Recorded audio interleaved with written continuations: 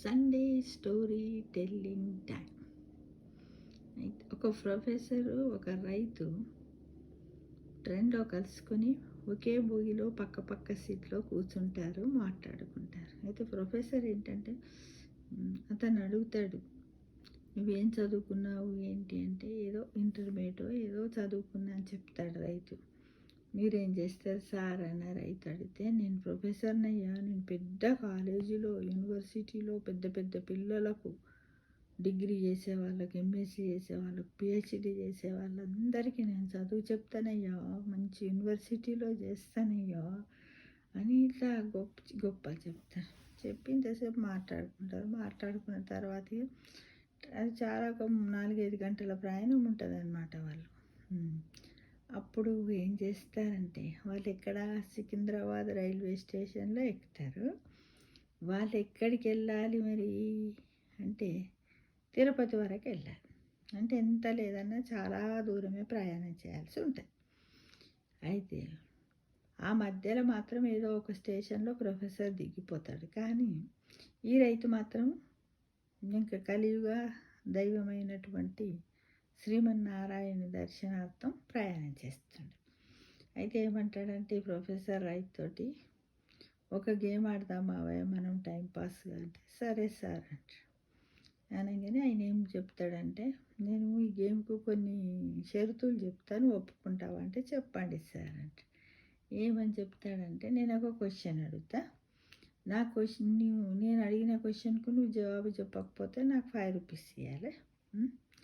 నువ్వు అడిగిన క్వశ్చన్కు నేను జవాబు చెప్పకపోతే 500 ఇస్తా అంటాడు ప్రొఫెసర్. అంటే చూడండి, ప్రొఫెసర్ ఏంటంటే నేను బాగా చదువుకున్నా, నా దగ్గర డబ్బు ఉన్నది అని ఒకటి. ఇక్కడ ఈగో, ప్రొఫెసర్ ఈగో, అహం, ఓవర్ కాన్ఫిడెన్స్, ఏది అడిగినా నేను చెప్తా అనేది ఇక్కడ ప్రొఫెసర్. రైతు దగ్గర పైసలు లేవని రైతుని 5 రూపాయలు ఇవ్వమన్నాడు.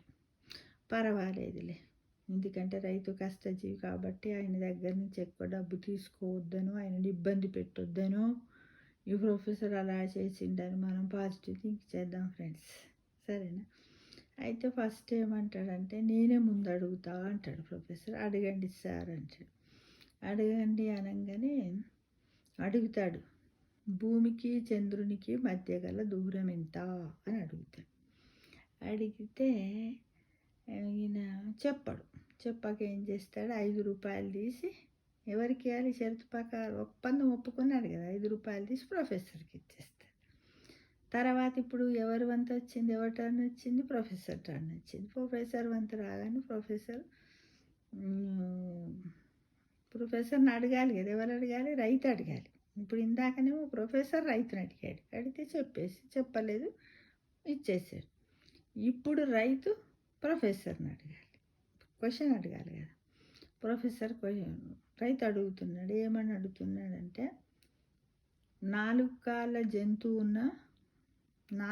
ఉన్న జంతువు పేరేమిటి, అది పర్వతాన్ని ఏ విధంగా మౌంటైన్ ఎలా క్లైంబ్ చేస్తుందంటే ఎలా ఎగబాకుతుంది, మళ్ళీ దిగేటప్పుడు మాత్రం దానికి 3 కాళ్ళే కనబడాలి, ఆ జంతువు ఏది అని అడిగాడు. ఎవరు అడిగారు ఇది? రైతు ప్రొఫెసర్ని అడిగాడు.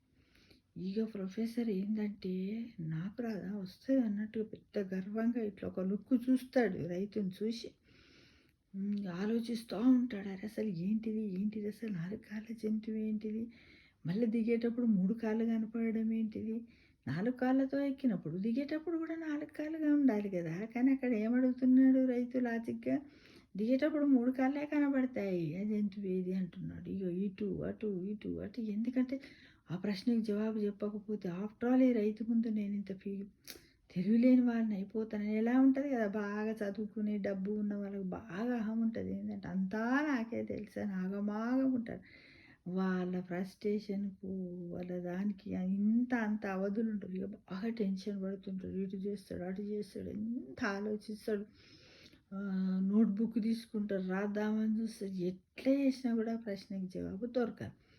ఇలా వాళ్ళు ఏంటంటే కొంత టైం పెట్టుకుంటారు అనమాట. 5 మినిట్స్ లోపనే అడిగిన క్వశ్చన్కి జవాబు చెప్పాలి. ఆఫ్టర్ 5 మినిట్స్ ఏం చేయాలి, ఫైన్ ఇచ్చేసేయాలి, ఇవ్వాల్సిందే కదా, మనీ ఇవ్వాల్సిందే కదా షరతు ప్రకారంగా. 5 మినిట్స్ దాటిపోతుంది. దాటిపోగానే ఏం చేస్తాడు ప్రొఫెసర్, ఎన్ని రూపాయలు ఇవ్వాలి ఇప్పుడు ప్రొఫెసర్ రైతుకి? 500 రూపాయలు ఇవ్వాలి. ఎన్ని ఇచ్చాడు? 500 రూపాయలు ఇచ్చింది. ఇచ్చిన తర్వాత ప్రొఫెసరు 500 ఇచ్చింది. ఇవ్వగానే రైతు తీసుకున్న తర్వాత ప్రొఫెసర్ అంటాడు, ఆ జంతువు ఏందయ్యా చెప్పు అంటాడు. అంటే ఈ రైతు ఏం చేస్తాడు? ఏమి మాట్లాడాడు, ఏం చెప్పాడు. చెప్పక ఆయన ఇచ్చిన 500 రూపాయల నుంచి 5 రూపాయలు తీసి ప్రొఫెసర్కి ఇస్తాడు. ఇస్తే ఇప్పుడు ఈయన దగ్గర ఎంత ఉంటాయి? 495 రూపాయలు ఉంటాయి కదా. 495 రూపాయలు ఉంటాయి. అంటే ఇక్కడ ఏంది అంటే, అతి తెలివి అని మనిషి గర్వపడద్దు. ఏం చేశాడు? తనకు చదువు తక్కువ ఉన్న ఇక్కడ ఏంటంటే, ఇక్కడ ఎవరు తెలివైన వాళ్ళు? వైజ్ మ్యాన్ ఎవరు? Who is the wise man in the story? రైతు. తెలివైనోడు ఎవరు? రైతు. ఎందుకంటే తనకి ఏమీ తెలియదు. అంటే ఏమీ తెలియదు అంటే అసలు 4 కాళ్ళ జంతువు ఉంటుందా? జంతువులకు 4 కాళ్ళు ఉన్నాయా? ఉంటాయి కదా. ఉన్నాయి. ఎక్కుతాయా మరి? ఎక్కగలవా? పర్వతాన్ని మౌంటైన్ క్లైంబింగ్ చేస్తాయా? చేస్తుండొచ్చు ఎక్కడన్నా, ఏమన్నా కొన్ని అనుకుందాం. కానీ ఇక్కడ ఏమైపోయింది? ఎక్కువ చదువుకున్నాననే అహము ఏమయ్యింది? ఫెయిల్. అంటే ఎప్పుడు కానీ సిచ్యువేషన్స్ను మనము యూజ్ చేసుకోవాలి కదా. ఎంత చదువుకున్నప్పటికి కూడా మనకు తెలియని ఎన్నో విషయాలు ఉంటాయి. చాలా ఉంటాయి. ఇక్కడ ఒక లాజిక్ మర్చిపోయాడు ప్రొఫెసర్. 4 కాళ్ళ జంతువులు ఉండయా? ఇప్పుడు ఏంటిది? డాగ్ ఉంది, అన్నిటికీ ఉంటాయి ఎనిమల్స్కి. కానీ అవి ఎక్కేటప్పుడు ఏవో కొన్ని పేర్లు చెప్పొచ్చు కదా. పులి అని, నక్క అని 4 కాళ్ళు ఎక్కుతాయి. దిగేటప్పుడు ఎందుకంటే కిందికి దిగేటప్పుడు ఒకటి ముందుకుండి 3 కాళ్ళు కనిపిస్తాయి కదా. ఆ లాజిక్ను మర్చిపోయి ఈ విధంగా ఇచ్చాడంటే, ఇక్కడ తెలివిగా రైతు ఎంత? 490 రూపాయలు. ఎందుకంటే తను 5 రూపాయలు ఆల్రెడీ ఇచ్చిండు, ఇంకొక 5 రూపాయలు తనకిచ్చిండు. తన సొంత మనీ ఎంత తెలుసా? తను ఏమీ లాస్ కాలేదు. 5 రూపాయలు పెట్టుబడి పెట్టి 490 రూపాయలు సంపాదించాడు. ఎవరు? రైతు కదా, ఫార్మర్. కాబట్టి ఇందులో ఎవరు తెలివైన వారు?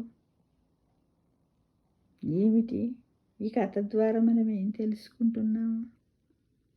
అంతా నాకే తెలుసు, నాకు తెలియదంటూ ఏదీ లేదు అనే అహంభావం వద్దు. మనకు తెలియనటువంటి విషయాలు చాలా ఉన్నాయని ఈ కథ ద్వారా మనం తెలుసుకుంటున్నాం ఫ్రెండ్స్. కాబట్టి దీనికి ఏమని పెడదాం? తెలివైన రైతు. ఏమని పెడదాం? వైజ్ ఫార్మర్ అనేది కూడా పేరు పెట్టుకోవచ్చు కదా. ఎంత చదివినప్పటికీ కూడా మనకి ఇందులో ఒక లాజిక్ ఉన్నదని, సమయస్ఫూర్తిని మనము ఏం చేసుకోవాలి? క్యాచ్ చేసుకోవాలి. కొంచెం మెంటల్ ఎబిలిటీగా సిచ్యువేషన్ తోటి మనం ఆలోచించాలి కదా. వెంటనే చెప్పొచ్చుగా ఏదో ఒకటి. 4 కాళ్ళ జంతువు ఏది? జంతువులు అంటే ఉన్నాయి కదా, కుక్క, ఏనుగు, పులి, నక్క, ఇవన్నీ ఉన్నాయి కదా. టైగర్, లయన్, ఇవన్నీ ఉన్నాయి. కానీ అవి ఎక్కవు. ఒకవేళ ఎక్కినా కూడా దిగేటప్పుడు ముందు కాలు ఉంటుంది కాబట్టి దిగేటప్పుడు 3 కాళ్ళే కనిపిస్తాయని చెప్పొచ్చుగా కదా. ఆ మాత్రం కూడా ఆలోచించకుండా అహంతో టైం అయిపోతుందని లాస్ట్కి ఏం చేశాడు ప్రొఫెసర్? 500 రూపాయలు షరతు ప్రకారంగా చెల్లించాడు. ఎవరికి? రైతుకు. కాబట్టి ఏదైనా ఒక క్వశ్చన్ విన్నప్పుడు ప్రశాంతంగా ఆలోచించి జవాబు చెప్పాలి. మనకు తెలియంది చాలా ఉంటుందని మనము నమ్మాలి ఫ్రెండ్స్. అంతేగా మరి.